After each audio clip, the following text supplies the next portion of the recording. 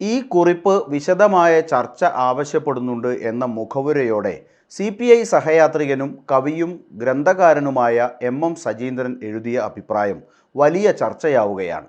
അയോധ്യയിലെ രാമക്ഷേത്രത്തിൻ്റെ ഉദ്ഘാടനത്തിന് കോൺഗ്രസിന് ലഭിച്ച ക്ഷണക്കത്തിനെക്കുറിച്ചുയർന്ന വിവാദത്തിൻ്റെ പശ്ചാത്തലത്തിൽ CPI നേതാവ് ബൈജു മേരിക്കുന്നിൻ്റെ പോസ്റ്റിന് താഴെയിട്ട കമൻറ്റിലാണ് സജീന്ദ്രൻ തൻ്റെ നിലപാട് വ്യക്തമാക്കിയത്. ഇന്ത്യൻ ഭരണഘടന മതേതരത്വത്തിൽ ഉറച്ചു നിൽക്കുന്നതാണ്. പക്ഷേ എന്താണ് മതേതരത്വം, അഥവാ എന്താണ് ഇന്ത്യൻ ഭരണഘടന വിഭാവനം ചെയ്യുന്ന സെക്യുലറിസം എന്നതിനെക്കുറിച്ച് ഇന്ത്യയിലെ കമ്മ്യൂണിസ്റ്റ് പാർട്ടികൾക്ക് ധാരണയുണ്ടോ? ഇല്ലെന്നാണ് തോന്നുന്നത്. ഇന്ത്യയിലെ കമ്മ്യൂണിസ്റ്റ് പാർട്ടികൾ സെക്യുലർ ആണോ എന്നതിനെക്കുറിച്ച് അവർ തന്നെ ആത്മപരിശോധന നടത്തേണ്ടതുണ്ട് എന്ന് തോന്നുന്നു.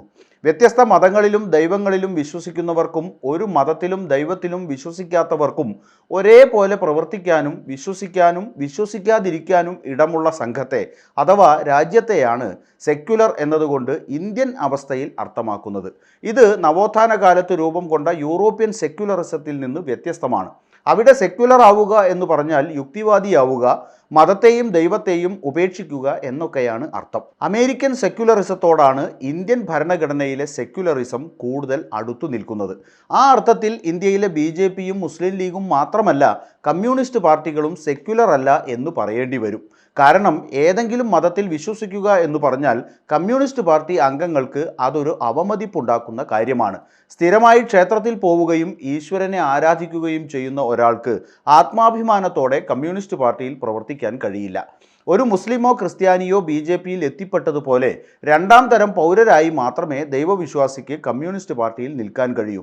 ഈ അവസ്ഥയാണ് ഇന്ത്യൻ അവസ്ഥയിൽ BJPക്ക് വളം വെച്ചത്.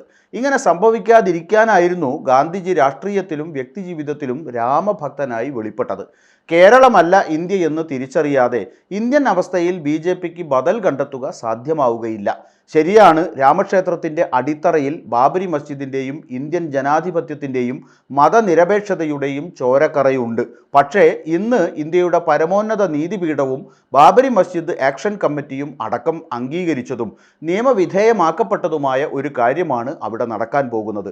അതുകൊണ്ട് തന്നെ പിണങ്ങി നിൽക്കുന്ന കുട്ടികളെപ്പോലെ ബാലിശമായി പെരുമാറിയിട്ട് കാര്യമില്ല. ബാബരി മസ്ജിദ് വിഷയത്തിലായാലും കശ്മീർ വിഷയത്തിലായാലും സുപ്രീം കോടതിയുടെ വിധി അംഗീകരിക്കാൻ ഇന്ത്യയിലെ ഓരോ പൗരനും സംഘടനയ്ക്കും ഉത്തരവാദിത്വമുണ്ട്. ശബരിമലയിലെ സ്ത്രീ പ്രവേശത്തിൻ്റെ കാര്യത്തിൽ സുപ്രീം കോടതിയുടെ വിധിയെ അനുസരിക്കുന്നതിൻ്റെ അതേ യുക്തി തന്നെയാണ് ബാബരി മസ്ജിദ് രാമജന്മഭൂമി പ്രശ്നത്തിലും കശ്മീർ വിഷയത്തിലുമൊക്കെ ജനാധിപത്യ വിശ്വാസികൾക്ക് സ്വീകരിക്കാൻ കഴിയുക എന്ന് പറഞ്ഞാണ് കവി സജീന്ദ്രൻ തൻ്റെ കുറിപ്പ് പൂർത്തിയാക്കിയത്. ഇതിനിടെ അയോധ്യയിലെ രാമക്ഷേത്ര പ്രതിഷ്ഠാദിന ചടങ്ങിൽ കോൺഗ്രസ് നേതാവ് സോണിയാഗാന്ധി പങ്കെടുത്തേക്കും എന്ന വാർത്തയാണ് പുറത്തുവരുന്നത്. ചടങ്ങിൽ നിന്ന് വിട്ടുനിൽക്കുന്നത് ലോക്സഭാ തെരഞ്ഞെടുപ്പിൽ ഹിന്ദി ഹൃദയഭൂമിയിൽ വലിയ തിരിച്ചടിക്ക് കാരണമായേക്കുമെന്ന വിലയിരുത്തലിൻ്റെ അടിസ്ഥാനത്തിലാണ് നീക്കമെന്നാണ് പാർട്ടി വൃത്തങ്ങൾ നൽകുന്ന സൂചന. ചടങ്ങിൽ നിന്നും വിട്ടുനിൽക്കണമെന്ന് കേരളത്തിൽ നിന്നുള്ള കോൺഗ്രസ് നേതാക്കളടക്കം ദേശീയ നേതൃത്വത്തോട് ആവശ്യപ്പെട്ടിരുന്നു.